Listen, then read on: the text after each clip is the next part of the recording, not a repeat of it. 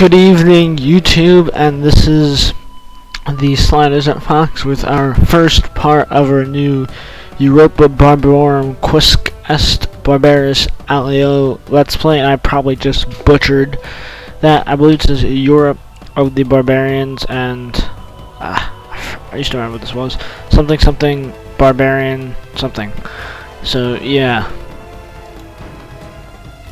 and we are going to play, let's say, as the Arche Seleukia. I thought about playing as Bactria. I actually tried out both campaigns a little bit, and Bactria I got completely crushed by a rebel army. So yeah, and Arche Seleukia seems really interesting. I've never actually finished an EB campaign, and I've only really played extensively as the Romani.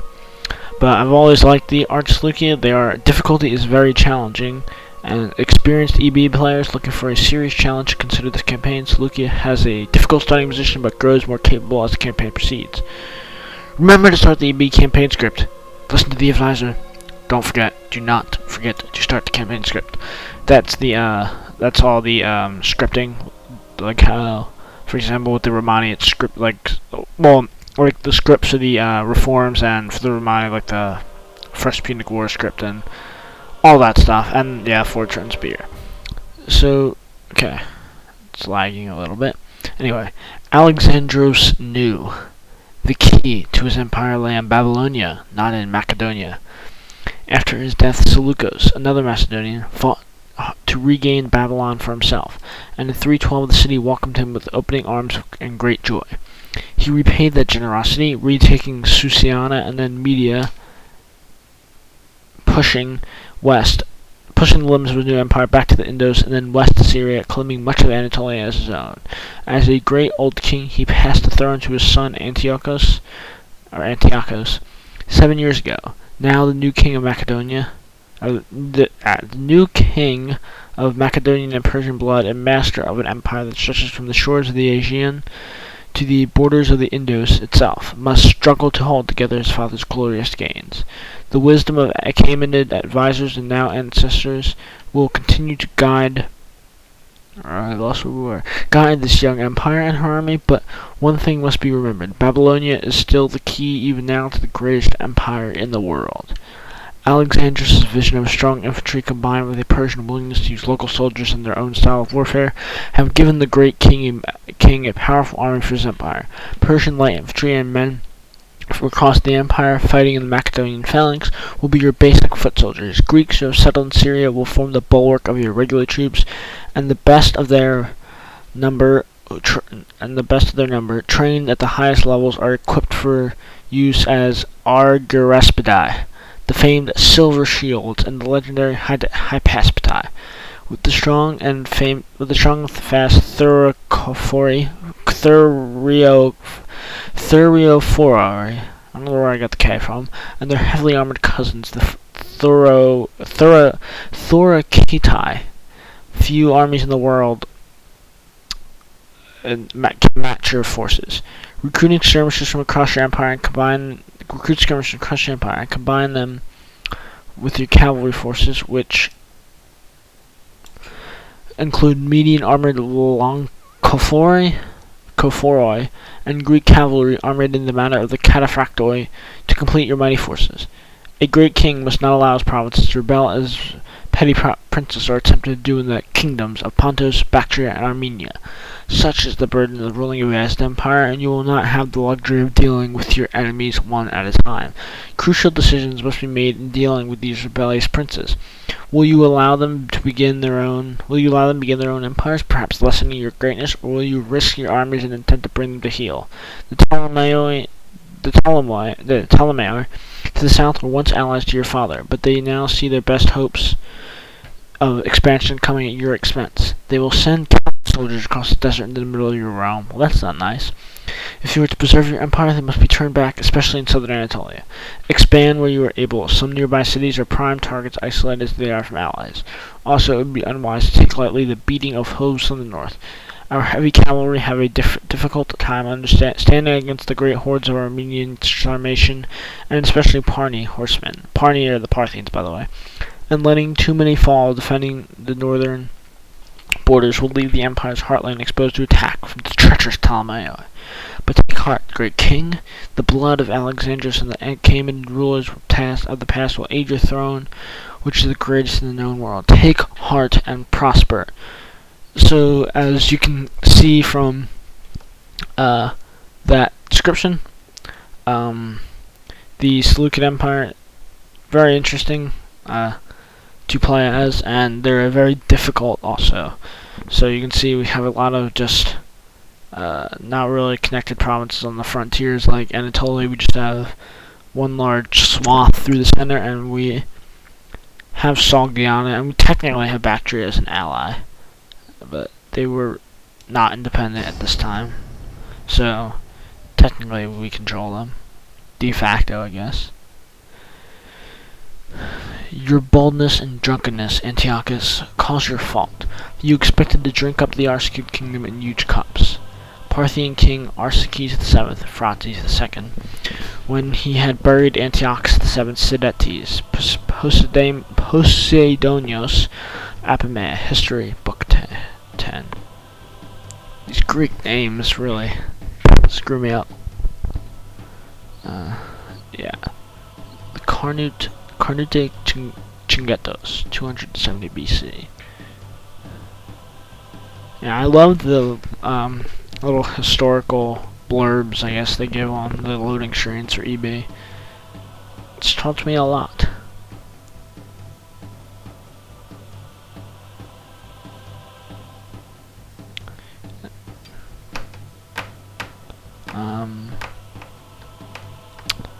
Okay. And it's lagging at 3 frames per second. I don't know, it wasn't lagging when I tested it. This could be a problem. Let me try turning fraps off and turning it back on. Okay. That seemed to not do anything. Oh, okay. Oh my god, I'm literally going from 1 frame to like 26 frames to 3 frames. Oh my god. Why is it doing this?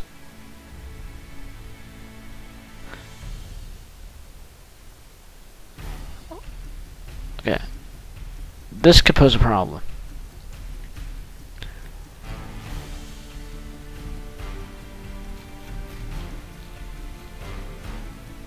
Alright, whatever. We will soldier on. Okay.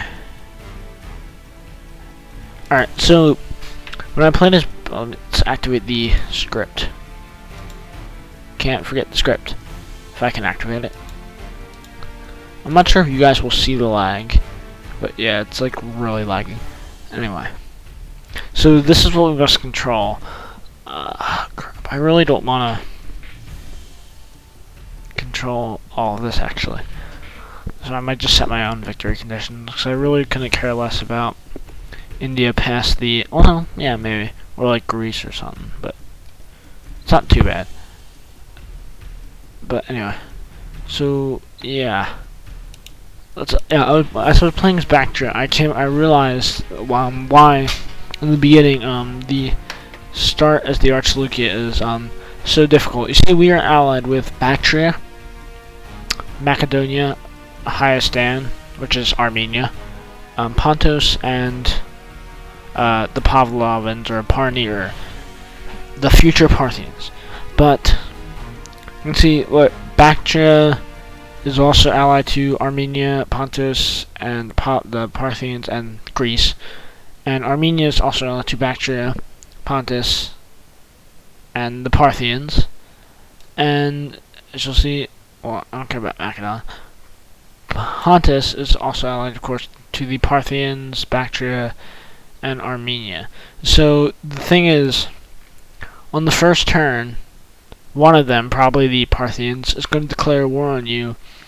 And basically, since the AI is allied to both since they're Bactria and Pontus and Armenia are allied to both me and the Parthians, or the Palavans, or Parni, whatever you want to call them, since they are allied to them, they will, and since they're like, I think they might be scripted to try to break free, but anyway, but because of that, they will join them, either join them in the war or just at least break their alliance with me, and so because they're allied to them and me, so yeah, that's the problem, because when Parthia declares war, well, everything just goes to hell. So yeah, but let's look at what we have.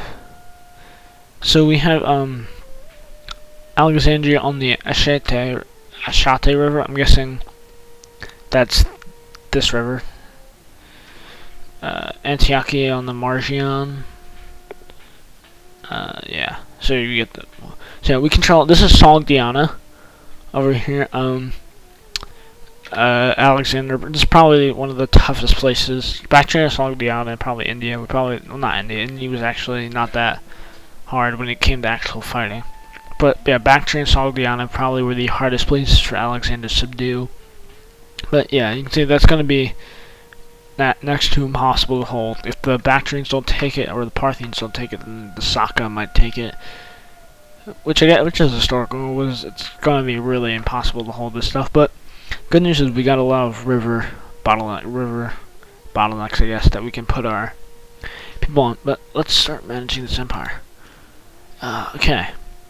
So my strategy here, I want basically to kick the Ptolemai out of southern Anatolia. So we want to take Side, Tarsus, and Cyrene, or Salamis. Why did I say Cyrene? And basically we want to control yeah, Sidon, I believe this is. Yes. Is it? Yes. I want to control basically the Levant and Palestine, Sidon and Jerusalem. This, and I think this has a different name, yeah. Its official name. Hierosolima. I probably butchered that too. But yeah, anyway. Okay. Wow, it's at 1 frame per second. Sorry if this is not the most interesting thing. I don't know why it's lagging so much. Alright. I like to actually manage everything, like, personally at the beginning, and then set taxes to auto after I set it. Alright. So yeah, we're just gonna go quickly through here and set taxes if we can. Alright. Actually, show lists. This is much easier.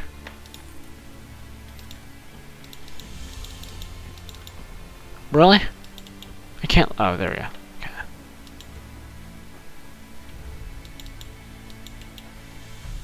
Damascus. Raise taxes. But yeah, I was surprised when I looked at YouTube and found that there were no EB Let's Plays, the Seleucids, it's Arche Seleukia. That actually surprised me, because they're actually, I know they're fairly popular, at least in the Total War Center, but Susa. So yeah.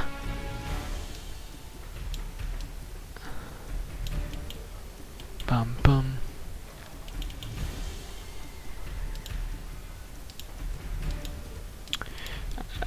Oh my god, the lag. I'm getting 2 frames per second. Alright. Mazaka. Whoa, not very high.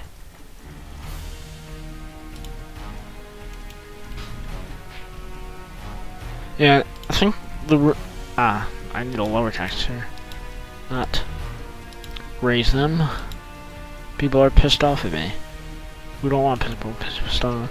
Yeah, I think the real fascinating thing about the Seleucids kind of is that, like, unlike for example, the Ptolemies, were very like they intermarried specifically to keep their blood pure Greek blood. Like they tried to keep the only Greeks in the army unless they absolutely had to levy natives, and that usually was followed by native revolts. But all the other successors, and then you see it's just like Greek focus, like Greek purity and stuff, and like just preserving Greek this. But I like how the Seleucids are.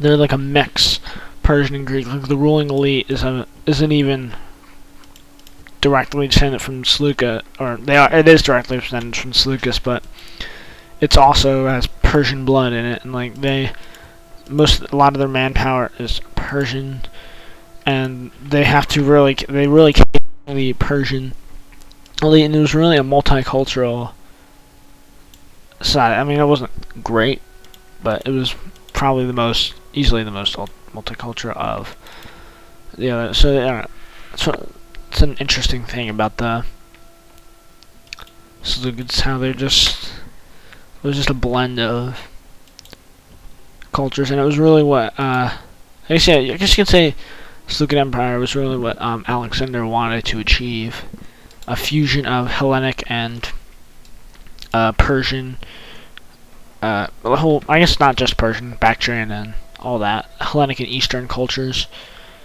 So like a truly multicultural empire.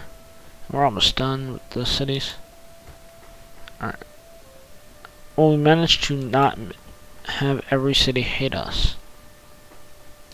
Except Marconda. What can I build here for public order?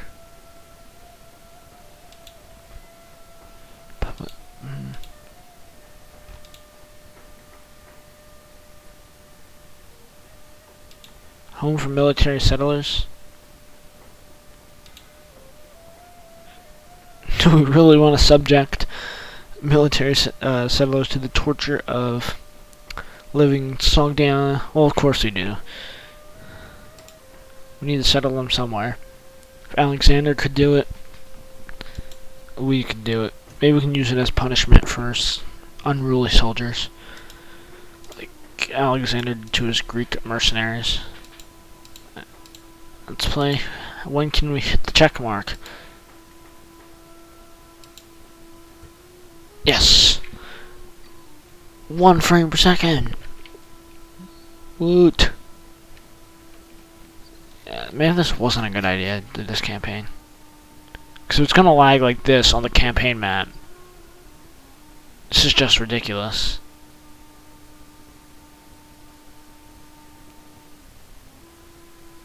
Oh my god.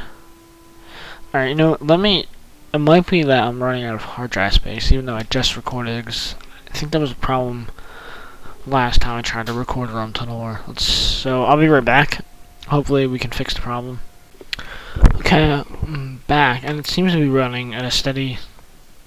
crap.